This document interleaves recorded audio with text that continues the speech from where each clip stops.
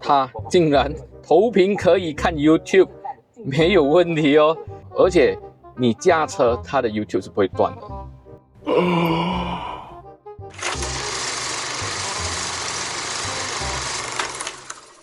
还有又见面了，荧幕前的帅哥美女，大家好，我是 Ryan。在去年2024年12月份啊 ，Proton 推出了他们第一辆电车，也就是我身后这一辆 Proton EMA7。听这个 SA 跟我讲啊，他们 EMA7 的订单蛮不错一下的哈。所以今天呢，就跟他们借来这辆 EMA7 来试驾看看，顺便呢来发掘一下到底这辆 EMA7 还有一些什么特点，或者是呢还有一些什么地方可以优化的。所以希望今天的视频内容啊，可以帮助到正在犹豫不决想要入手这辆 EMA7 的朋友啦。当然，在这边呢，也非常感谢我们的 AG Proton EMA Showroom 借了我这辆 EMA7 来试驾。新上的观众朋友，如果我们对于这个 EMA7 有兴趣，想要了解、想要试驾的话呢，他们的 showroom 非常容易找，就在 Bandung Giant 对面罢了。你们进到 showroom 里面，大声跟他讲，我是看 Ryan 的影片来的啊，他们的 SA 就会bandai啦。好了，就让我们开始今天的视频内容吧 ，Let's go。在还没有正式分享这辆 Proton EMA7 的特点之前啊，先让我们来简单的了解一下这辆 EMA7 它的参数还有配置。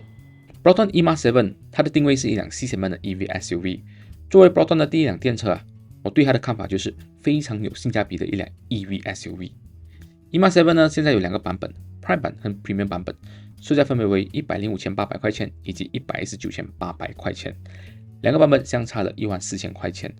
除了这个价钱有差别之外，两个版本的配置最大的差别就是 Premium 版它的电池容量为 60.22 kWh， 续航为410 km。Prime 版的电池容量为 49.52 kWh， 续航为345 km。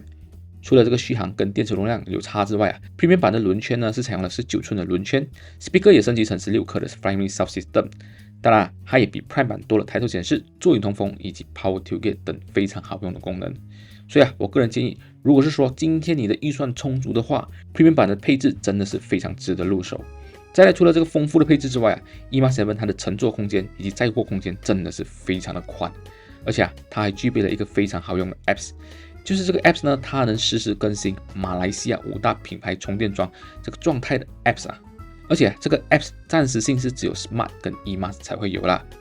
我相信会有这么好用的 Apps，maybe 可能这两款车是安在 Proton 的关系吧。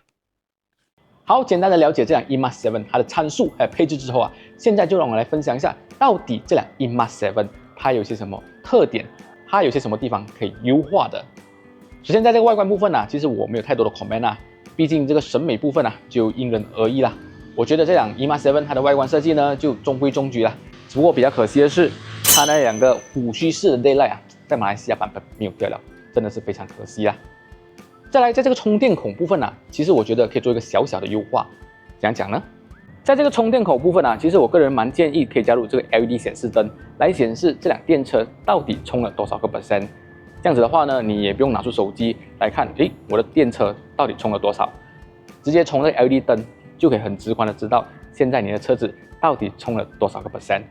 这点来讲的话呢，算是我觉得在外观部分，在这个充电部分可以优化的地方啦。好。刚刚讲完这个外观跟这个充电孔可以提升地方之后啊，这个 shopping mall 呢关店了，没灯了，所以啊，我们就一边试驾一边来讲一下，到底这辆 EMA7 在内部有些什么东西是好的，有些什么东西是可以优化的。我有做了一个小小的实验，也就是呢，我从目的地出发到这边大概要走30多公里，它的车机显示我到这边呢会剩下75%的电量。我整体来讲的话，我是以一个80、110的速度，以一个很正常的速度行驶，得到的结果，哇，真的是让我非常意外一下哈！竟然我剩下的电量是有81%，比它预期的还多了6%。再加上呢，我在这个过程中啊，其实我是有走错路啦。以这个路程来讲，其实我是消耗更多的。这点来讲的话呢，这个Proton对于这个电耗计算啊，真的是做到蛮到位，算到蛮准确一下了，也不算准确了。可以讲你报小数嘛，所以现在呢，我就以一个60的时速来绕这个大绕包，来看一下到底它的这一个 suspension， 它的 body roll 如何。毕竟它是一辆 SUV 嘛，所以我们就不用什么 Sport 模式啦，因为它也是没有什么 adjustable 的 suspension 啦。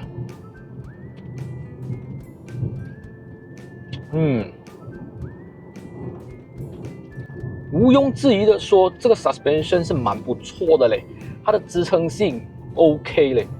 我以这个60的时速来绕这个地方哦，它的 body roll control 都很 OK， 很有 confidence， 它不会有那种推头的感觉，可以，这个 suspension 可以。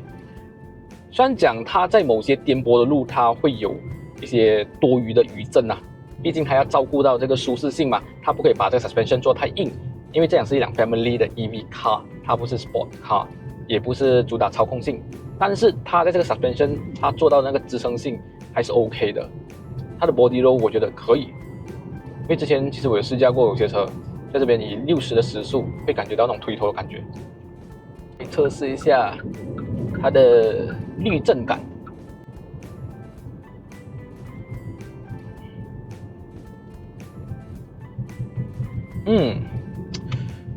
它在过这种黄色减速带的时候的感觉呢，虽然讲它也会比较跳一点点，可是你可以感觉到它在跳的当中呢，它的滤震处理是可以做到非常的 Q 弹的，它不会让你感觉到这个 suspension 很死硬的感觉。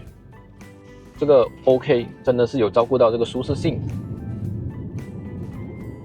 然后我有发现到一个东西，就是这辆车它的隔音表现就稍微输了一点。我现在走到108 ，OK， 可以很明显的听到我的风噪声跟胎噪声是蛮大声的。这一点来讲，可能是我没有开音乐的关系，加上这辆车它是一辆纯电车，没有了这个引擎声音，所以这个风噪声跟这个胎噪声就很明显的放大了。我也不用走太快了，现在我走到95，其实真的风噪声蛮明显下的。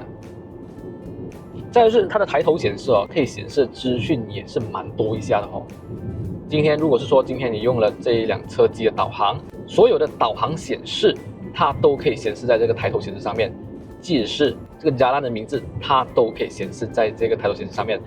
你只要把你的眼睛、你的 eyesight 注视在前方，就可以做到很安全的驾驶。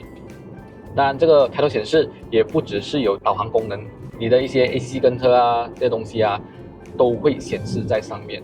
所以这一点来讲的话，这个抬头显示对得起这个120千的价钱，真的，这个功能非常的棒。再来是刚刚我有测试了这辆车的 ACC 自动跟车系统，它的这个 ACC 自动跟车系统，我觉得也是做到非常的好，非常的智能。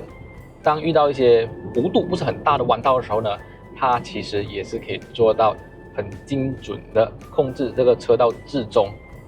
不过嘛，它在这个加速跟减速方面呢，这个 ACC 自动跟车系统就做到没有这么到位了。它在加速的时候跟减速的时候做到不够线性当然，这辆车这个价位120千，真的没有办法跟那个170多千之前我试过的电车来比啦。虽然讲他们在中国都是同一个公司。之前我试过某些电车嘛，当在低速的时候，你开启这个360环境显示，加上你在用导航的话，一打这个 signal， 哇，直接跳这个360环境显示，你就看不到这个导航了，你就很容易 miss 掉那个路了。可是这个 EMA7 它的360环境显示，它是可以做到出现一个非常小个的360环境显示，又不会挡到你的导航功能。至于这辆车，我讲到这么多，好像很厉害的地方有些什么东西我不喜欢的吗？有。第一点就是限速提醒功能太吵了，时不时就叮叮叮叮叮。然后它的这个导航如果说你用 detail 的话，你把它的那个说明用到 detail 的话，真的很吵够力很烦看是不是真的是非常的吵。至于这辆 EMA7 它的乘坐体验，我可以说了，它的椅子真的非常的好坐，它的这个泡棉它里面的填充物是做到不会让你觉得太硬，也不会让你觉得太软，然后包覆感是有的。上次我拍的时候，我记得这个 SA 有跟我讲，他们是用了4种还是5种的棉来做组合，确实，这椅子是好坐的，舒服的。再我还发现到这个 steering 上面呢，这个新字键嘛，这新字键呢，它其实是一个自定义的按键来的但是它可以自定义的东西并不多，只有3个功能。第一个就是360环境显示，第二个就是关开后尾盖，第三个呢就是音乐播放的 source 啦所以它可以做的自定义并不多。我个人建议还是放这个开关后尾盖会比较好啦，因为这样子的话，你也是不用特地去到这个荧幕主机里面去很麻烦的去开这个后尾盖，一键就可以开启跟关闭这个后尾盖了。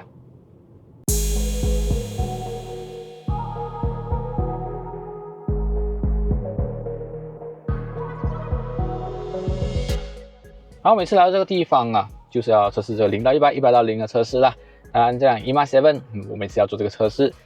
只不过在测试之前呢，要分享一点东西，再给观众朋友知道。第一点是呢，这辆车它的语音控制系统也是做到蛮厉害、蛮精准一下的哈。即使是今天你的这个 aircon 调整啊，都是在这个荧幕里面嘛，但是我们可以直接用语音来叫它调整这个 aircon。What would you like me to find for you now? Adjust aircon temperature to 25 degrees. Okay, setting the temperature to 25 degrees. What would you like me to find for you now? Adjust aircon fan speed to medium. Okay, medium fan speed. 可以看到它的语音系统可以做到这么的精准来调整 aircon。所以今天即使是它的这个 aircon 调整是 built in 在这个主机里面，也不用担心哦。它有实体按钮，你可以调整风量。它也有这个语音控制，可以做到很精准的调整这个 aircon 的冷度、风量，所以这点来讲，厉害。除了它的语音系统非常精准之外啊，它还有一个功能，我觉得也是非常的好的，也就是它的 steering 跟 brake 都可以做调整。这样子哪里调整呢？我们去到这个 vehicle setting， 然后来到这个 driving，OK， 可以看到这个 driving mode， 然后它这个车辆动能回收，还有它的 power steering assist。Brake pedal 都可以在这边做调整，所以就看你去如何做选择。在 Power Setting 方面呢，它有3种选择 ：Comfort、Standard 跟 Sport。当然，你也可以选择对应你的驾驶模式来做调整。OK， 你只要按这边，所以你开启 Sport 模式，你的 Steering 也会呈现一个 Sport 模式。然后如果说你 Comfort 啊，它就是一个 Comfort， 而且它的调整，它的那个感觉啊，那个阻尼感啊，真的是有很明显的差别。所以如果是说今天你是女司机，喜欢比较轻的 steering 的话，我个人建议你们用这个 comfort 模式。当然，如果是说你是男司机，喜欢那种 steering 的手感，那种阻尼感比较重的话，sport 模式真的非常适合你们。再来是它的 brake pad 那个咬合感也是可以调整的。当然，我个人建议啊，平常你们用这个 comfort 模式就好了。它的 comfort 模式这个 brake 的脚感已经非常足够了的。当你轻轻一点那个 brake 的时候，哇，你就会感觉到那个 brake caliper 在做工了啦。如果是说今天你换成这个 Sport 模式啊，恭喜你啊，你的家里人会想要骂你啊，因为它的 Sport 模式这个 brake caliper 你一踩下去的时候，哇，真的是很咬的，很刺，他们就会感觉到，好像你在 emergency brake 这样子啊。所以这个 Sport 模式来讲，一个人驾这辆车 OK 啦，没有问题。如果是说在家里人5个人，我个人还是建议你用这个 Comfort 啊，真的会比较好啊。所以我不太建议平常 City Road 用这个 Sport 模式啦。但是今天我们测试这个0到100、100到0啊，所以我们还是要用这个 Sport 模式来测试了哈。OK， 波段 EMA7 0到100、100到0测试，3、2、1，走你。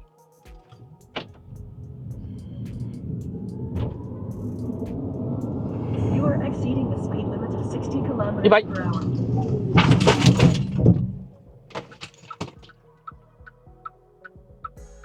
非常建议你们，如果是说平常驾驶的话 ，Comfort 模式的 brake、Comfort 模式驾驶就真的非常足够了的。Sport 模式其实它的提速感 ，Sport 模式的提速感还好而已啦，不会让你觉得有那种太恐怖的提速感。毕竟这辆车真的是不是主打马力啊，不是动力为主，它就是一辆电车 ，Family Use 的电车，所以其实 Sport 模式也没有太过特别的感觉啦。平常用 Comfort 模式真的是非常足够的，而且也比较省电啊。好，在这还车的时候啊，我就发现到这辆车有一个功能，就是它的镜像投屏功能啊。这个镜像投屏功能呢，真的非常好用。好用在哪里 ？OK， 可以看到它这边有一个 Carbit Link 嘛，我们按下去，就用你的手机连接，连接方式也非常简单，你就跟着它的步骤去走。可以看到我手机上面的东西，画面已经是做了镜像投屏。它厉害在哪里？我们打开 YouTube。终于啊，播放第2遍的播放EMA7正式发布了啊！又见面了，荧幕前的朋友们好，我是白人。等一下，我来看一下这个正式发布。它竟然投屏可以看 YouTube， 没有问题哦。而且你驾车，它的 YouTube 是不会断的。我以前 reverse 啊 reverse， 再打低。OK， 360透出来。啊，可以看到它的镜像投屏蛮好用的嘞。虽然讲这个 Proton EMA 7暂时性没有是 Apple CarPlay Android Auto， 但是这个镜像投屏功能，我觉得真的是非常好用一下啦。如果是说今天你的小孩子坐在副驾，你们要他们安安静静坐着的话，你们也可以开一个 YouTube 播个卡顿，让他们静静的看着。啊，这个镜像投屏之前我也有试过在 Sedan 70上面的，这个 Sedan 70上面的这个镜像投屏呢是无法让你播放 YouTube 的，你一开启这个 YouTube 它会直接断掉。So 这个 EMA 7，我觉得它的宽容度蛮高的。当然，我个人是非常不建议你们一边开车一边看 YouTube 啦，这是一个安全的问题。So 这个 EMA 7镜像投屏。好，观众朋友，以上全部内容就是今天讲 Proton EMA 7它的试驾、优点，还有一些可以优化地方的分享啦。不知道你们觉得今天内容如何呢？欢迎你们在下面留言让我知道。在这边也非常感谢观众朋友可以看到这边啦。因为工作繁忙的关系，加上有些东西真的是只可以夜晚测试到啦，所以这个拍摄画质确实没有很友好。在这边呢，也非常感谢你们可以耐心的看到这边。当然也非常感谢我们的 AG Proton EMA Showroom 借了我这辆 EMA 7来试驾啦。新上的观众朋友，如果你们对这辆车有兴趣，想要了解的话呢，不妨去到 Showroom 找我们的 SA 了解看看哦。好了，下期视频再见啦，拜拜。